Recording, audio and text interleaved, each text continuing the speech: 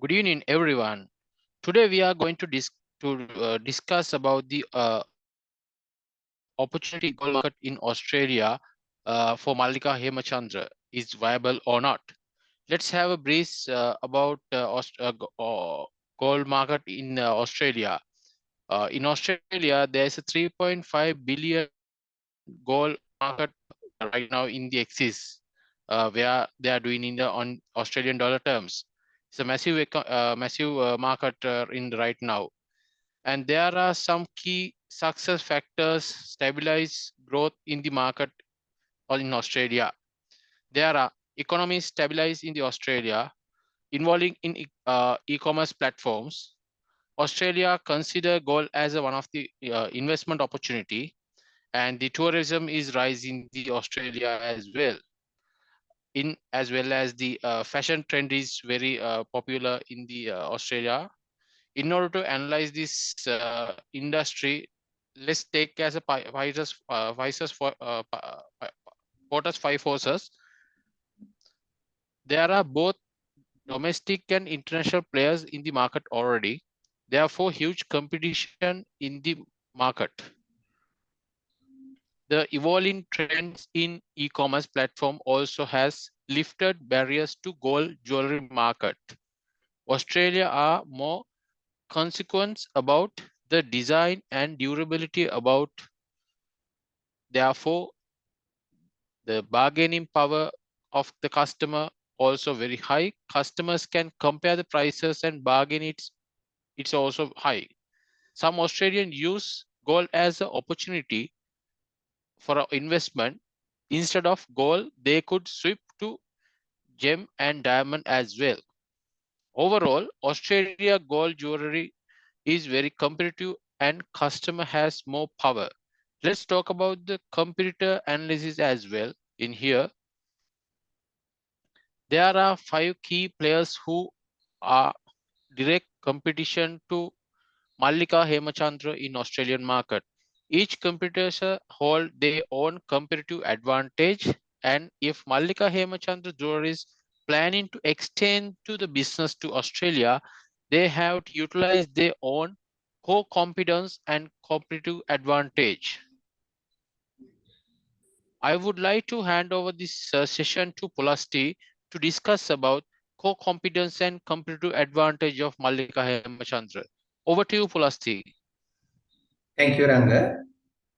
So I'm going to elaborate core competence and competitive advantages of Mallika Hemachandra Jewelers. So it's a well-known brand in Sri Lanka and key player of the market more than 4 decades. They have ability to make custom-made gems and diamond embedded jewelries. In addition to that, they can cater to the tailor-made design and micro-marketing requirement. Not only that, the designs are very innovative and unique compared to other industry leaders. So I'm going to talk about customer persona. Customer persona is a frictionized characterization of customer based on their information about them and how they are going to use our product. Mallika Hemachandra Jeweler has not launched their product in the Australian market yet, and this is the analyzing buyer persona in Sri Lankan customers of Mallika Hemachandra Jewelers, and analyzing buyer of competitive customer in Australian market. Both Sri Lankan existing customer are from finance profession and looking for innovative and reliable product within the customized design range. So their pain is non-availability of customized design and reliability products. They selected Mallika Hemachandra to fill above gap. Thus, we can consider the context of Australia also, the unavailability to customer design to fulfill customer requirement regardless of other factors. So based on our customer persona evaluation, we have identified the key pain points of Australian jewelry market: non-availability of custom design, non-availability of luxury, design with embedded gems and diamond, and non-availability of innovative product. So let's see what is the strategy and how Mallika Hemachandra is going to address the market pain points. Mallika Hemachandra is a well-known brand in Sri Lanka over 4 decades and a very familiar to expert.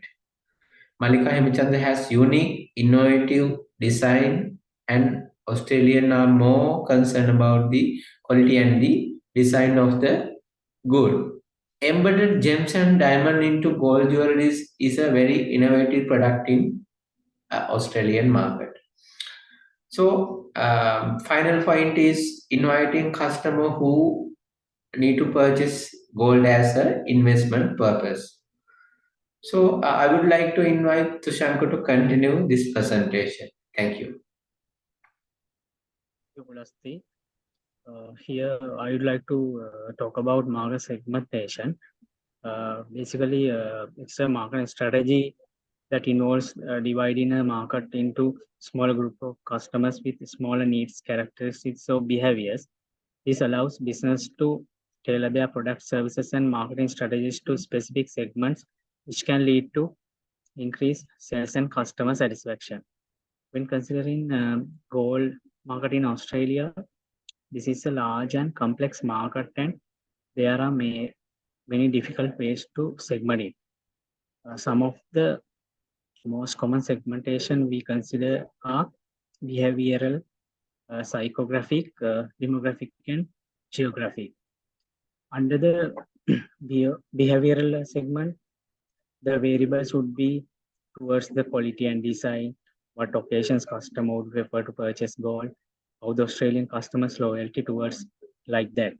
When considering psychographic variables, look at the social status of the customer perceived from the jewelries among the people and how their attitudes towards the community and people, etc. When you consider that demographic variables are essential because those are talking about gender, age, cluster, nationalities like that.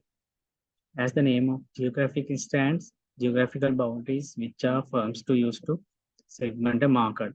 When considering geographically, actually, Australia gold market is geographically diversified because they're having some significant gold mining and refining operations across the country. Like that, when considering to Queensland, it's a major consumer of gold jewelry, which is a strong demand with high quality and fashionable pieces as well. Then let's move to the next part.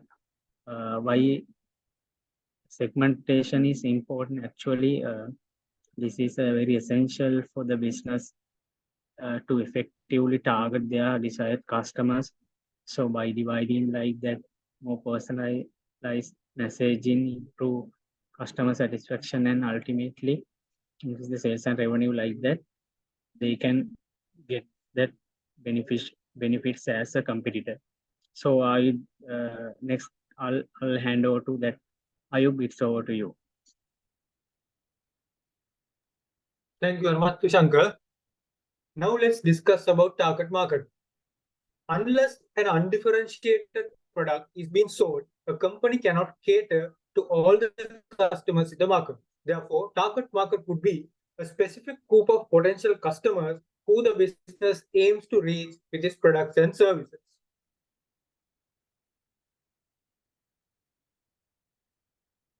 In the case of Mallika Hemachandra Jewellery, we identified 3 segments which it could cater well after analyzing the competitive advantages and core competencies of the business. Segment number 1 would be Australian nationals aged between 20 to 40 who lives in the capital cities, willing to purchase gold for special occasions with unique and modern designs. Segment 2 would be high income earning customers who are willing to invest in gold as an investment. Third segment would be the Sri Lankan professional who are working in Australia and age above 45 years old. The main reason why we are not considering the younger generation of Sri Lankan expatriates who have gone to Australia mainly because most of them are academic students who have visited Australia to complete their degree or their master degree. Most of them are working part-time to finance their basic needs and also for their academic needs. Right now, they don't have the purchasing power to afford valuable jewelry items. Let's move to the positioning strategy. This is a strategic exercise which highlights what the product can do better than the competitors. Let's discuss what positioning strategies the company should use for the selected three segments of Mallika Hemachandra Jewelers. For the first segment, it would be tailor-made design of modern and unique styles based on the customer requirement. For the segment 2, as I mentioned, we are focusing on the high-income earning people in Australia. So gem and diamond embedded gold jewelries would be based on their tailor-made requirement would be ideal product for them. For the third segment, it would be the traditional classic style jewelries based on the particular customer need. Not only that, in the marketing mix, not only the product, the company has to consider the price, place, and promotion as well. Each segment has a different marketing mix as shown in the slide. Mallika Hemachandra Jewelers has to do the positioning part properly with these techniques to ensure their differentiated products and their brand name is being welcomed in the Australian market. Thank you very much. Over to you, Ravi. Thank you, Ayub. It is important to identify customer journey and possible touch point for the successful positioning of the Mallika Hemachandra in Australia. The customer journey is a map of the unique interaction between customer and company brand and the marketing touch point as well. It may be happen through the direct interactions and indirect interactions.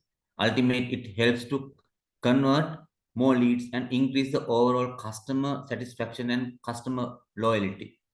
We will move to the 5 stage of the customer journey and possible customer touch point.